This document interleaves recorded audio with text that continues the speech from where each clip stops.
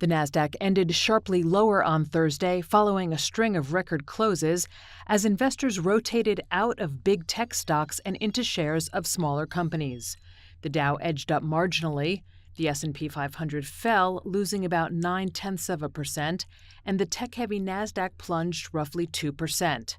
A Labor Department report showed U.S. consumer prices fell unexpectedly in June, and the annual increase was the smallest in a year, drawing the Federal Reserve closer to a September rate cut. Despite signs of receding inflation, Wall Street's most valuable companies lost ground, with Microsoft and Amazon each losing more than 2%, Meta Platforms dropping about 4%, and AI chip darling Nvidia shedding 5.5%.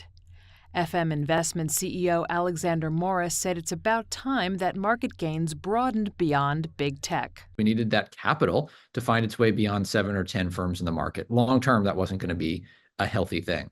We knew there would be a catalyst for it. We thought that would be rates coming down. And we saw when there was news that it was pretty clear rates will be coming down soon enough, the market reacted it more or less as we would have expected. Shares of Tesla tumbled 8.4%, its biggest one-day percentage drop since January, after Bloomberg News reported the company is delaying the launch of its robo-taxi by about 2 months to October. Shares of Apple fell 2.3% after hitting a record high on Wednesday.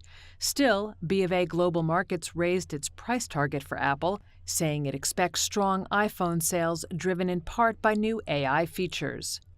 On the flip side, the small-cap Russell 2000, which has significantly lagged the S&P 500 in 2024, jumped 3.6% to close at its highest since March 2022, with investors betting rate cuts would improve conditions for smaller companies.